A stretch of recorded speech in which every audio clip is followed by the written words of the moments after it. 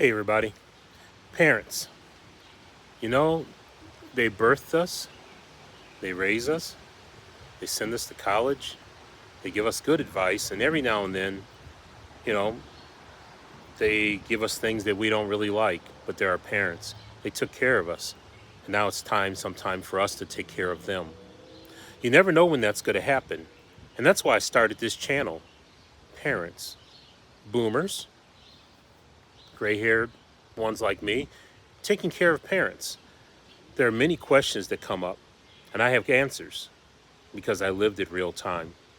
I started this channel, Boomers Caring for Parents, because I wanted to have a community, a space that I can come and share the multiple years of stories about me and my dad, and a little bit about my mother-in-law, my father-in-law, and my kids, and how we did it, how we succeeded. And if there's anything I can say in some of my stories coming up in podcast or in post, I'd like to share with you things that might be able to help you. You'll see from my mistakes and you'll see from my successes. I believe even in my mistakes, I had success because I strived always to make sure that my dad, who I'll tell you more about him coming up soon, he deserved the best of life. My dad deserved for me, my brother, and my other kids, his kids, his stepkids, and extended family, grandkids, for all of us to really pour into him a quality of life, even when he didn't know really kind of sometimes what was really going on because he had Alzheimer's. We would give him that quality of life. So everything that I share with you on this channel is going to be about a few things. It really points down to safety, quality, life. Safety, quality of life is what we strive for. And if we just wrap all the things we do around our parents and what we do caring for them in their older years and times when they have health and other ailments, all the way to the time of their passing, then if we keep that safety, quality of life wrapped around, I was able to accomplish mine with my family through a lot of prayer, patience, and love. The PPL. Always. At times when, I remember a time when my dad came back from a nursing home. Just a bit of a story.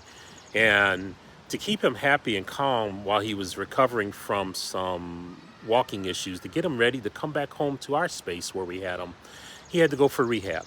And while he was at the rehab center nursing home, the nurses put him in a room very close to them. And because he was up all night, they realized that he liked to hear R&B music. So they looped the best of James Brown, or the JBs if you're from Chicago, as my dad was.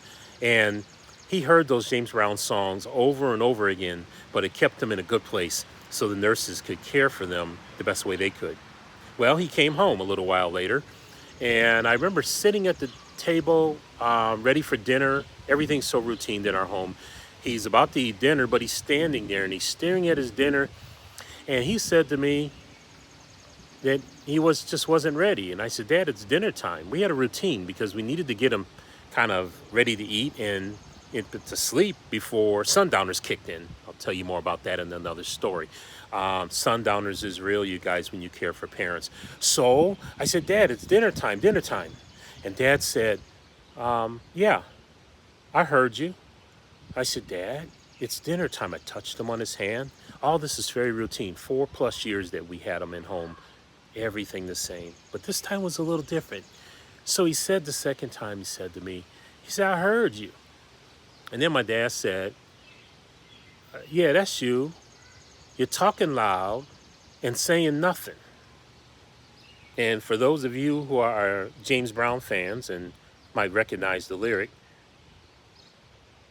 talking loud and saying nothing is one of James Brown's sayings that it's just one of those street slangs that you're running your mouth, but you ain't really saying nothing.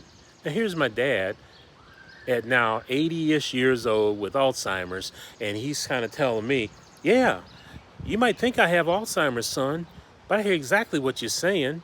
I just love the JBs. Leave me alone for a minute and let me think this through as I sit down and eat this meal you prepared for me.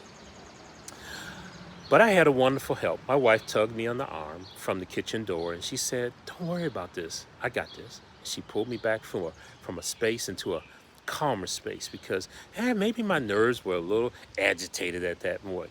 Is that my dad just quoted James Brown to me, but my wife was there to be my helpmate. 37 years she's been with me, and you'll hear more about that as well. But it took a team of us, even my high school daughters, my college daughter, my brother, my sister. We all played a team to care for parents.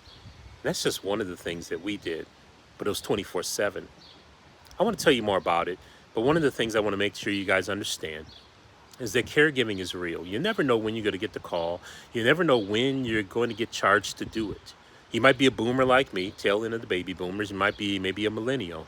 You may be living your life and life is good. Maybe you might be gray and pepper like me and life should be golden for me.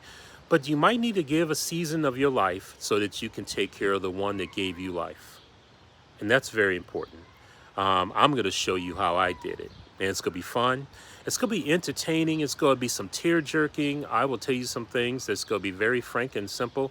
I will tell you some things where I got some mental health stresses out of it.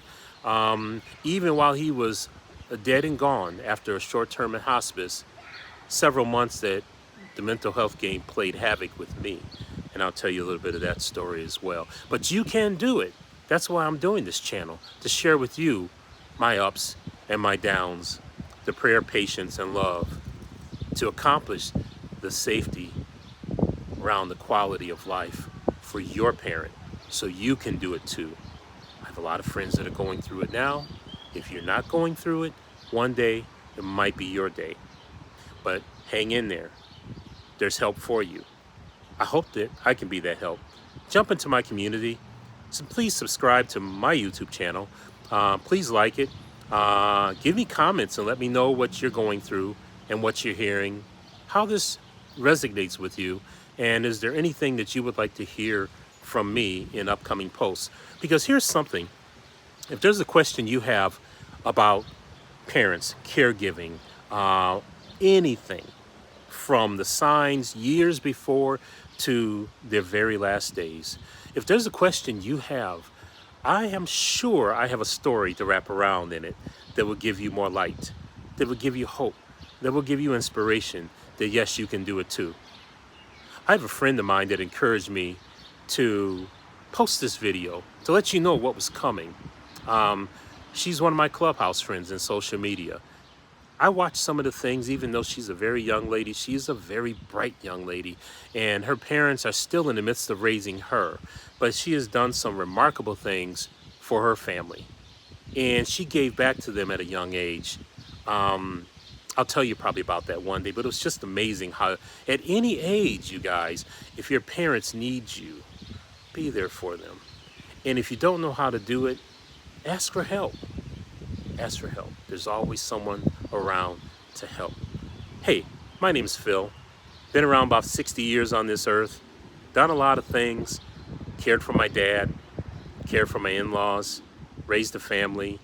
Run a business. I've done a lot of things. I haven't always made the right decisions, but over my 60 years, I've made most of the good decisions. And I feel like my dad was taken care of very well. I'll tell you about John's story coming up soon. In the meantime, bring somebody back with you. We'll catch you later. Bye.